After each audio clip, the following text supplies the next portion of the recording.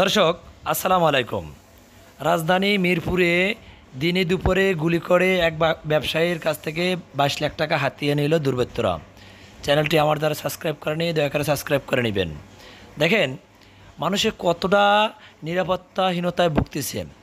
তার বাসা থেকে তিনি টাকা নিয়ে বের হলেন, আর দুর্বৃত্তরা তাকে গুলি করে টাকাগুলো নিয়ে গেল। তাই সাধারণ মানুষের নিরাপত্তাটা কোথায়? আপনার আমার নিরাপত্তাটা কোথায়?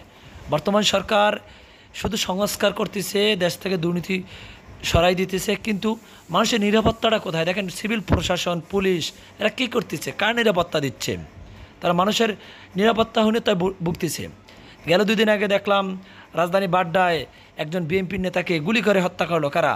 রাত্রে বসা ছিল চায়ের দোকানে, এসে দুর্বৃত্তরা মুখোশ পরে গুলি করে চলে গেল। এখন আপনার আমার নিরাপত্তাটা কোথায়? যত দ্রুত দেশের নির্বাচন দিবে, দেশের মানুষ স্থায়ী সরকার বসবে, ততই মানুষ কি নিরাপত্তা পাবে। কিন্তু না হয় এই অস্থায়ী সরকার, অন্তর্বর্তীকালীন সরকারের যতদিন থাকবে, মানুষের ভিতরে আতঙ্ক, তারপর নিরাপত্তাহীনতা থেকেই যাবে। দেশে প্রত্যেকটা জায়গায় দেখাচ্ছে গুম হচ্ছে, খুন হচ্ছে, প্রশাসন কাজ করতেছে না। আশা করি বুঝতে পারছেন।